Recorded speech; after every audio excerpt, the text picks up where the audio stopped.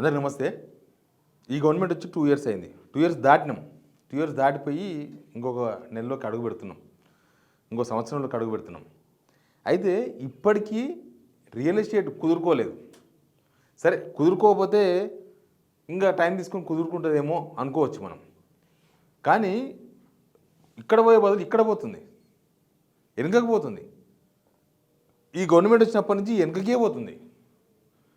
అంతకన్నా దారుణమైన ఇష్యూ ఏంటంటే ఒక 2 సర్వేలు వచ్చినాయి.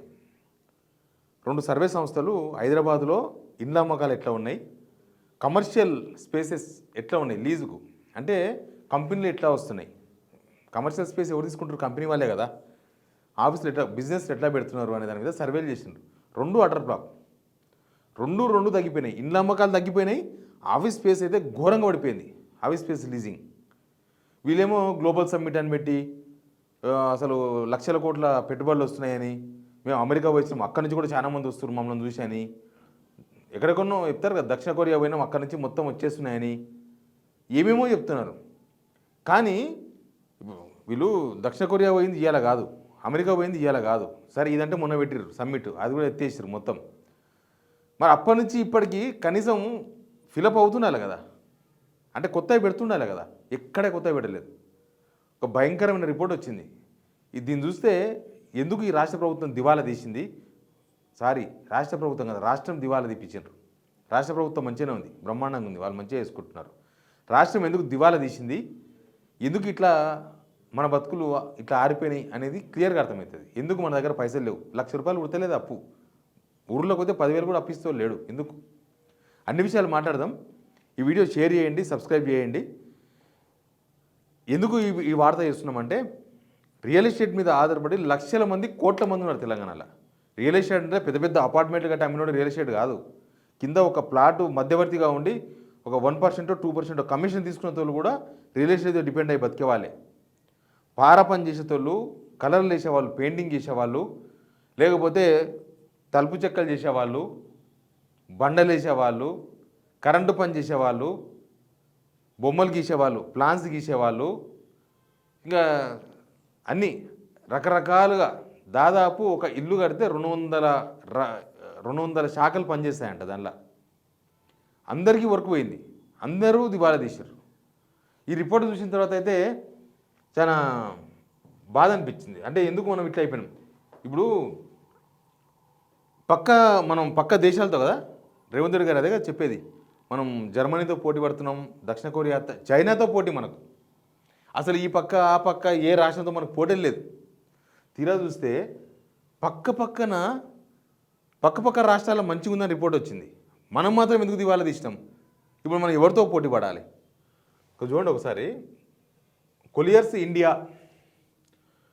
ఇండియా నివేదిక ప్రకారం 2025లో ఆఫీస్ లీజింగ్, ఇది చాలా ఇంపార్టెంట్. ఆఫీస్ లీజింగ్ అంటే ఏంటంటే, బిజినెస్లు పెట్టేవాళ్ళు లీజుకు తీసుకొని బిజినెస్లు పెడతారు. ఒక కంపెనీ పెట్టేవాళ్ళు కమర్షియల్ స్పేస్ తీసుకొని లీజుకు తీసుకొని వాళ్ళు కంపెనీ స్టార్ట్ చేస్తారు. దానివల్ల 4 ఉద్యోగాలు వస్తాయి, 4 చేతులకు పైసలు వస్తాయి, వాళ్ళు వచ్చి మార్కెట్లో పైసలు పెడతారు. అవన్నీ రొటేషన్ అవుతూ ఉంటాయి. రొటేషన్ ఆగిపోయింది, మొత్తం సర్క్యులేషన్ ఆగిపోయింది. ఎందుకంటే ఇందుకే బెంగళూరులో వీళ్ళు ఇచ్చింది 2024-25 లాస్ట్ ఇయర్తో ఈ సంవత్సరం పోల్చారు. బెంగళూరు లాస్ట్ ఇయర్ కన్నా +2% పెరిగిందంట. బెంగళూరు కూడా పెరిగింది. ఆడ ఏదో దివాలా తీసింది అది ఇది అంటాం కదా, ఆడ కూడా 2% పెరిగింది. ఢిల్లీ 1.13 కోట్ల చదరపు అడుగులతోన +16%, 16% పెరిగిందంట అక్కడ లీజింగ్. అంటే కొత్తగా పెట్టుబడులు పెడుతున్నారు, కొత్తగా బిజినెస్ పెడుతున్నారు. హైదరాబాదు 1.01 కోట్ల చదరపు అడుగులు, 19% తగ్గుదల. 19% అంటే 100 కంపెనీలు పెట్టే కాడ 19 మంది పెడతలేరు. 19% తగ్గిపోయింది. అంతకుముందు 100 మంది పెడితే ఇప్పుడు ఇంకా తగ్గిర్రు. 19% తగ్గిందంటే 1000 ఉద్యోగాలు అవుట్, ఎగిరిపోయినాయని అర్థం, రాలేదు అని అర్థం. తర్వాత చెన్నై +41%, 41% పెరిగింది వాళ్ళకు. ముంబై -5%, ముంబై వాళ్ళకు. పూణే బాగుంది, +37% పెరిగింది. పూణేలో 37% పెరిగింది, ముంబైలో -5% తగ్గింది. యావరేజ్గా చూస్తే మహారాష్ట్ర 32% పెరిగింది. కలకత్తా +38%, కలకత్తా కూడా పెరిగింది లాస్ట్కి. మన హైదరాబాద్ ఇక్కడ మనం జరిగిన ఈ పట్టణాలకు, ఈ టౌన్ల కన్నా మనం తక్కువనా?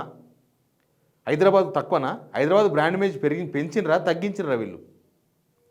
పెరిగితే ఈ ఈ ఈ అసలు మనకు అంతకుముందు వీళ్ళు ఎవరు పోటే కాదు, వాళ్ళందరూ హైదరాబాద్ రీచ్ కానికి ప్రయత్నం చేసేవాళ్ళు.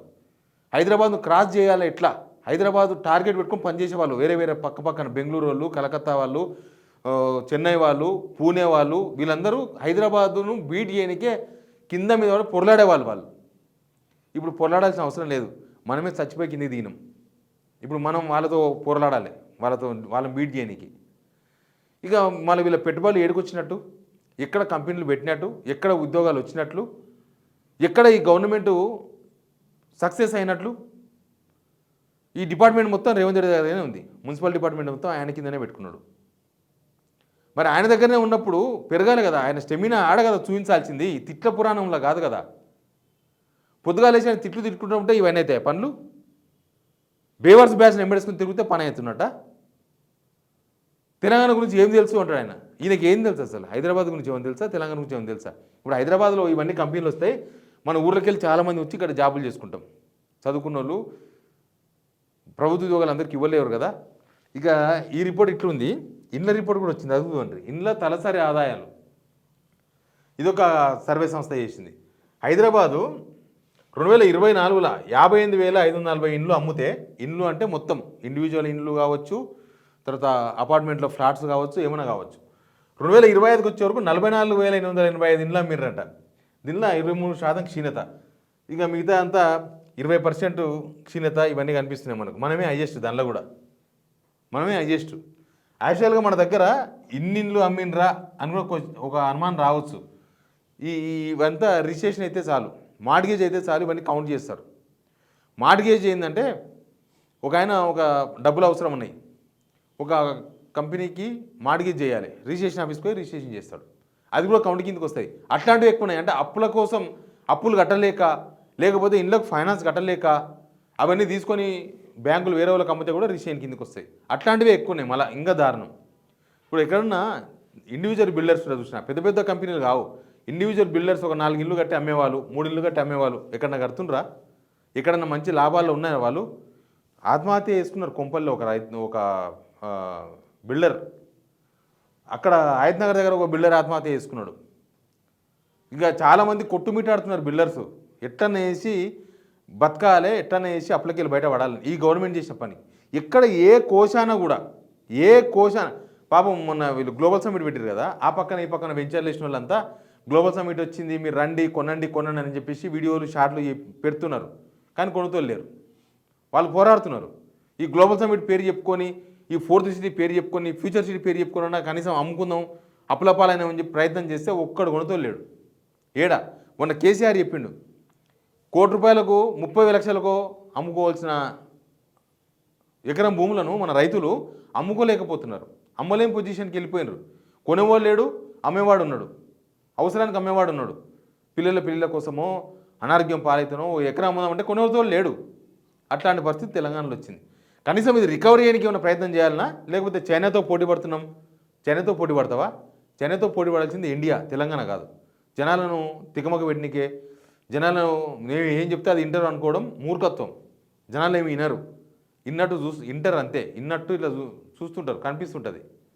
కానీ మనకు రావాలి కదా. ఇప్పుడు ఊర్లోకి డబ్బులు ఎందుకు లేవు? ఊర్లో 10,000 రూపాయలు అప్పు ఎందుకు ఊర్తలేదు? తెలిసినోడు ₹1,00,000 అప్పడితే ఎందుకు కిందికి మీదకి చూస్తున్నాడు? ఎందుకు ఇట్లా అయిపోయిందంటే ఇవే, వీళ్ళు ఉద్యోగాలు ఇవ్వలేరు, ఇస్తలేరు కూడా. కనీసం ప్రైవేట్ ఉద్యోగాలు కూడా రాకుండా చేసినారు కదా, ప్రైవేట్ బిజినెస్ లేకుండా చేసినారు కదా. మీరు రియల్ ఎస్టేట్ వ్యాపారం అయితే, కాకపోయినా మీకు అవగాహన ఉంటే కింద కామెంట్ చేయండి. రియల్ ఎస్టేట్ బాగుందా బాగలేదా, ఈ రిపోర్ట్లు చూసిన తర్వాత మీ కామెంట్ ఏంటో చెప్పండి. Please subscribe.